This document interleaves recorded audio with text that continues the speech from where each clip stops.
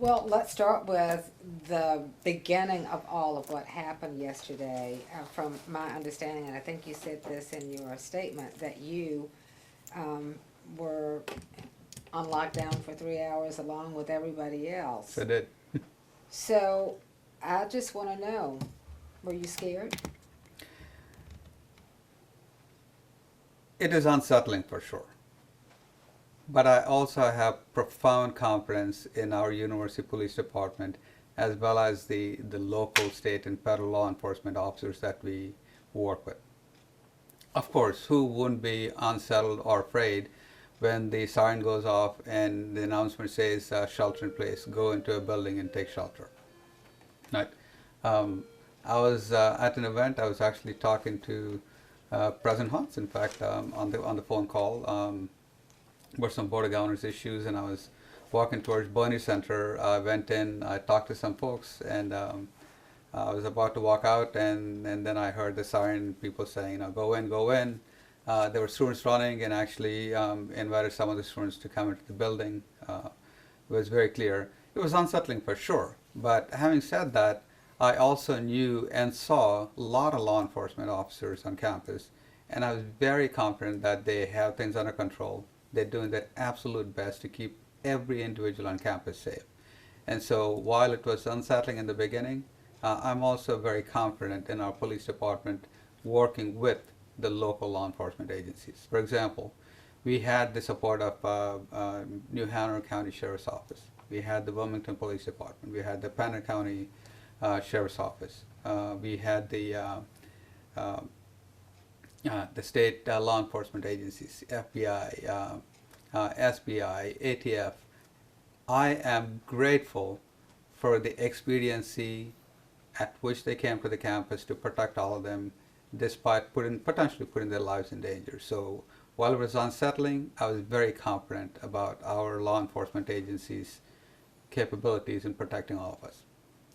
So I know this is unprecedented, what happened yesterday, but that was a very large law enforcement turnout. Yep.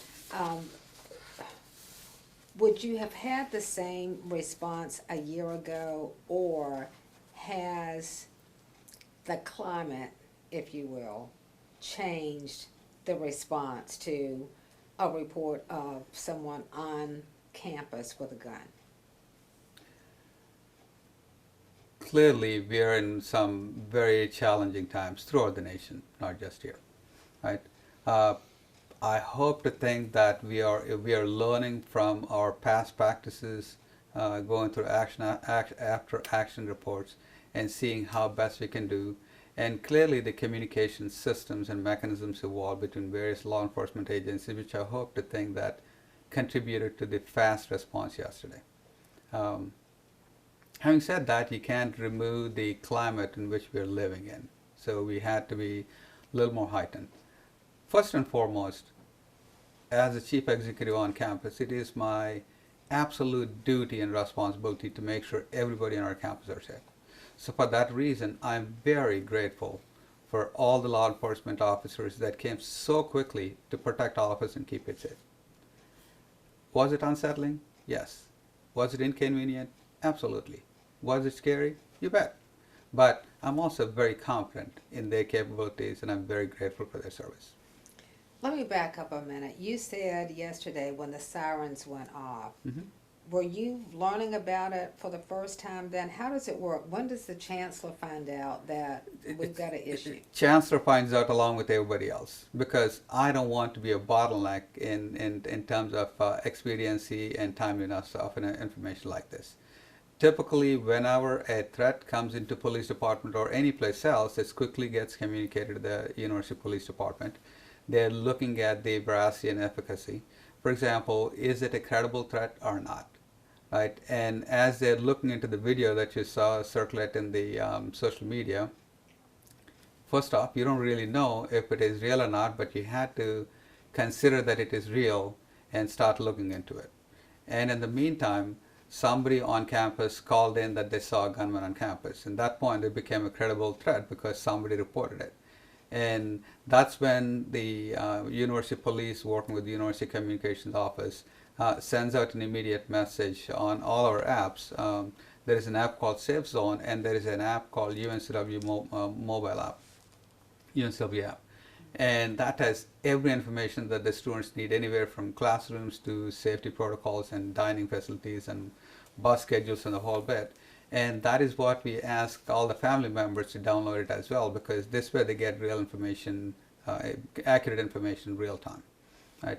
So that is what happened. You put, yeah, there are a few steps, of course. Once they press it, it goes to everybody on their phones. Then the siren goes off, alarm goes off, depending on the threat level. And that's when I heard. And again, like I was in a meeting, as soon as the police knew that somebody called and became a credible threat, they immediately activated it.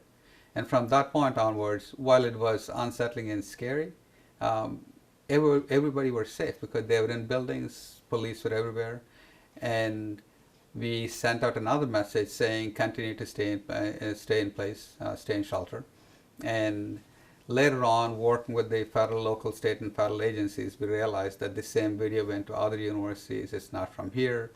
It might be an older video, but we want to absolutely make sure that the campus is safe for people to go back, and that took a little longer, right? And then little after 9:30, a little before 10 o'clock, the campus police sent out an all-clear message, and that's when we left. That had to be a good feeling. So that call that came in to the police, Mm-hmm. and that call was a report of someone on campus with a gun. Was that because someone said they saw someone on campus with a gun, or something they saw on social media?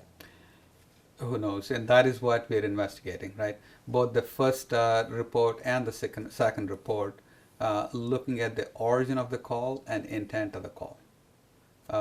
Somebody may have thought that there's something and they report it in good conscience, right? Somebody could be playing a prank. We don't know. But regardless of the intent, the police had to treat it as a credible threat because safety is paramount, right? And I'm grateful for what they did and how fast they did. While it took a little longer, I am grateful that they put their lives at risk to make sure that we're all safe. So you said that parents also have access to this app. There were parents who called our newsroom Mm-hmm. or emailed our newsroom and said they weren't getting enough information. Mm-hmm. How do you respond to that? As a parent of two daughters, I would be worried.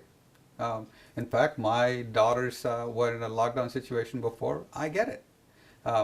But during an evolving situation such as this, trying to coordinate a lot of things, juggle a lot of things, we push out this information on the usual channels that we have, which is very widespread, whether it is on social media, whether it is on the apps, whether it is through email. And while we could always do better, and I wish I could send out more information, I also want people to look at this in the context in which it is happening and give us grace. Because if there are better ways of doing it, we certainly will do it. Like I said, 7:48 or something, the message went out. Then there was another message that went out saying shelter in place still continuing. And then 9:30, 9:40, somewhere thereabouts, we said all clear. And then we sent out another email, another message around 11 o'clock or so. And then videotaped a message early this morning, in fact, and then we put it out at 8 o'clock. As with any incidents such as this, like hurricanes, we're more used to that, right? We always do an action after report and see how did the process work and what could we do better. And we will do better. There will be an action after action report and see what could we do differently and make sure we do that next time.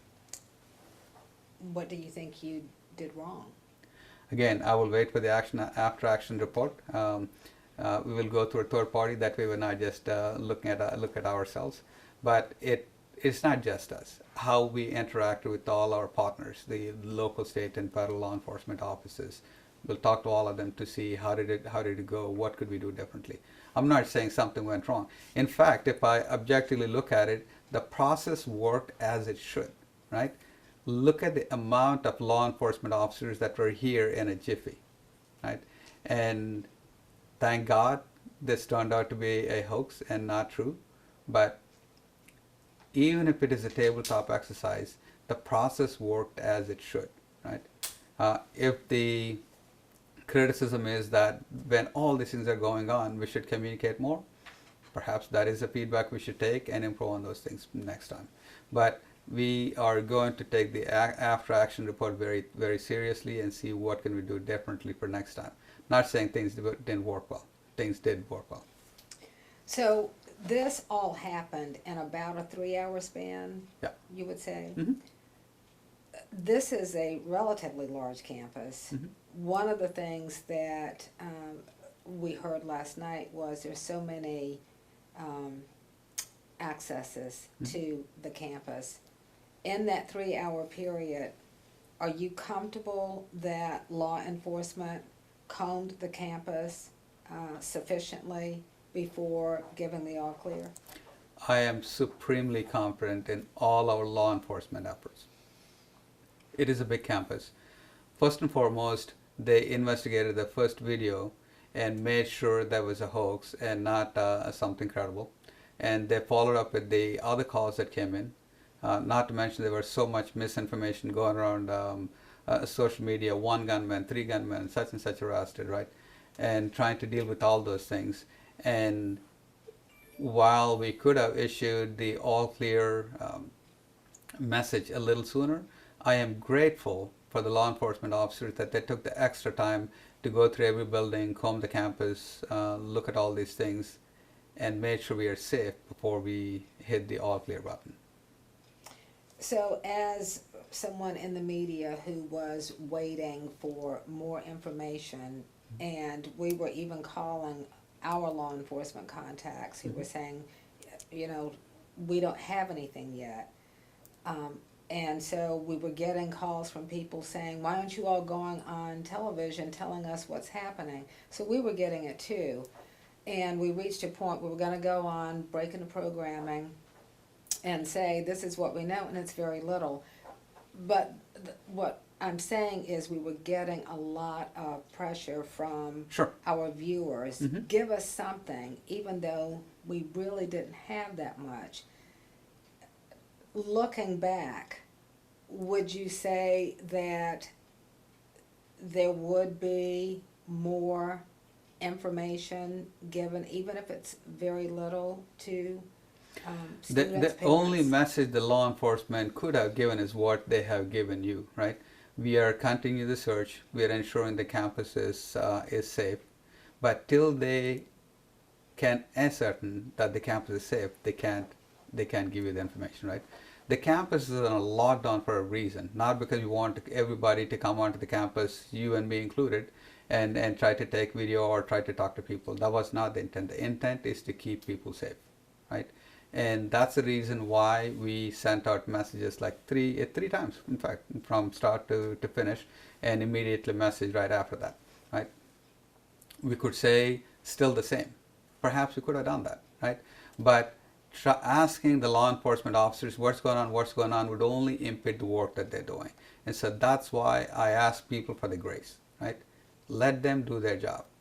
They are professionals who are doing a fantastic job and thorough job, right? What if the situation was real? These people are putting their lives at risk to protect all of us, right? And while we could do a better job in communicating, and that will be part of the after action investigation going forward, I had to say that the system worked as it should. I agree with you, for the record. I just have to ask that because we were Sure. getting what you were getting, and Yeah. that was, where is the information? So there is going to be an after the fact, what do we do moving forward? You said in your prepared statement that you would look at making the campus safer. Yeah. What about the access points? I know this may be more for your police chief, but the access points to campus, Randall Drive, for example, it's very easy for anyone to get on campus. We are a public university on public spaces, right? Any college campus, any public institution. It is not a private institution where you can control the access points. These are public roads, right? Anybody can come into Randall Library and use the facilities, right?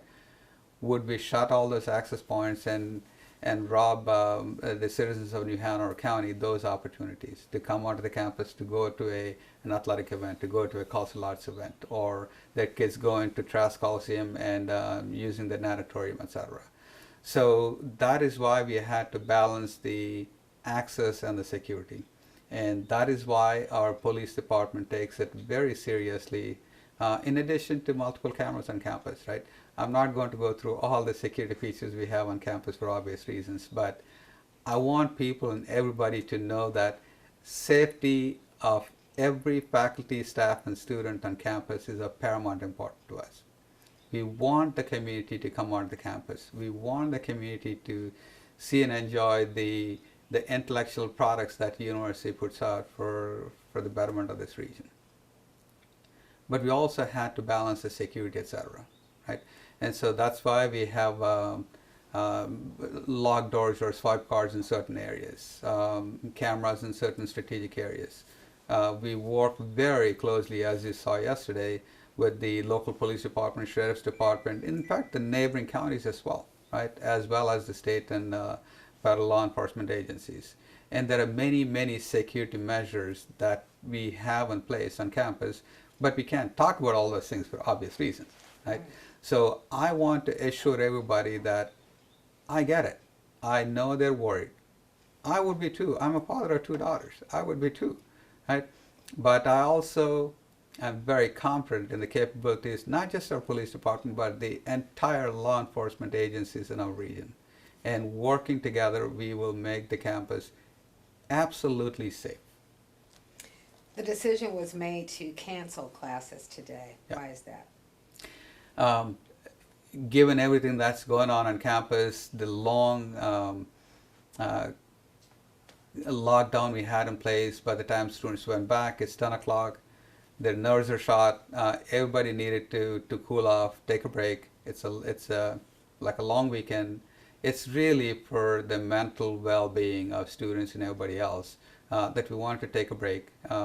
I know the faculty and staff will do a spectacular job in terms of catching up with the lessons and stuff from the missed day, but I figured for everybody's sake, we just need to cool off, and that was the intent.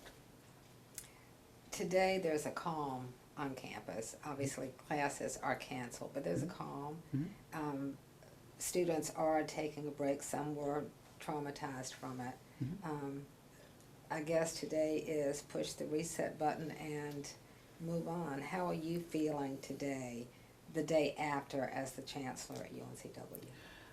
I'm grateful for the calmness that is on campus.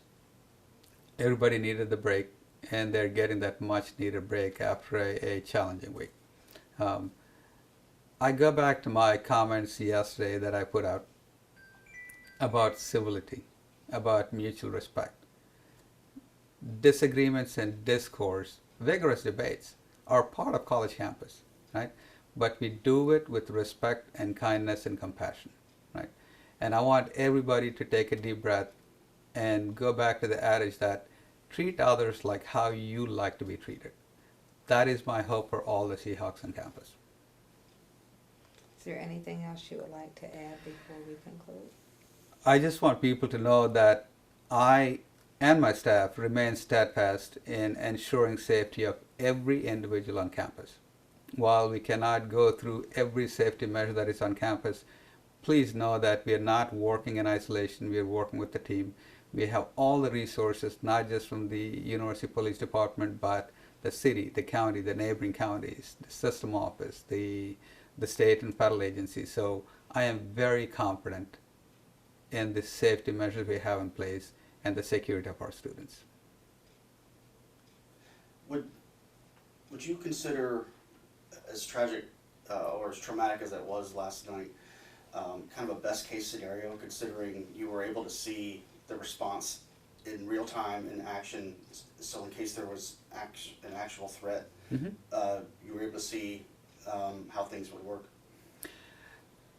on hindsight, think about it as a tabletop exercise, right? We didn't plan for it, and I'm thankful, thank God it was just a hoax. It's not a real thing. But I'm very gratified with the experiency and teamwork of all the agencies that involved, and the system worked as it should. Could you have done something better? Absolutely, you could always do something better, right? But that is part of the after action report in looking at how things worked and how to improve on already a very good process and practice. So those are the next steps. And could you talk a little bit about social media, kind of the positives and negatives of the time we live in? Well, the good thing, bad thing about social media is how quickly you can send out information and how widely it gets distributed. But it also comes with the cost that there is a lot of misinformation. Like I said, 1 gunman, 3 gunmen, this much arrested, I saw this. People had to be careful when they look at the social media or the messages, be critical in thinking, what is the veracity or validity of these claims? Is it real? And that's the reason even when we put out information on social media, we say, please refer to official UNCW website for accurate and updated information. Things are changing, right? So we constantly update these things. So for anybody, any social media, I just want people to exercise their judgment in making sure that they are critically evaluating the information and make sound judgments. I mean, you are the chancellor of a university where, 19,000 students are all basically using social media. I mean, that's the world in which we live. It is. So I'm assuming that you know that what happened yesterday could clearly happen again. Absolutely. And it is happening all over the country, right? But that's why we had to take every threat seriously. Majority of them are hoaxes. Majority of them don't pan out. They all are probably false alarms. But we had to consider that every single time it's a real threat and act on it, because one is one too many. Someone could arguably say social media is out of control. I mean, we don't know what to believe anymore. When there are threats, they have to be checked out. Do you foresee any changes where social media is concerned that would be a safeguard for what happened? I am not sure if social media is controllable. These policy decisions and conversations are happening from local level all the way to national level, as you know. Balancing out expediency, the breadth of dissemination to free speech issues, censorship. So it's a very, very complex area, right? There are a lot of good and there are a lot of challenges with social media. And whether it is my kids or my family, I tell people, exercise judgment as you're using social media, making posts, and looking at that information, and make sure it's credible information. You sure there's nothing else you want to add? Like I said, I am extremely grateful for the support UNCW received yesterday from this community. Wilmington Police Department, New Hanover County Sheriff's Office, Pender County Sheriff's Office, like I said, the state and local agencies. They all came at such a fast pace and worked with us to ensure that the campus was safe. For that, I'm enormously grateful.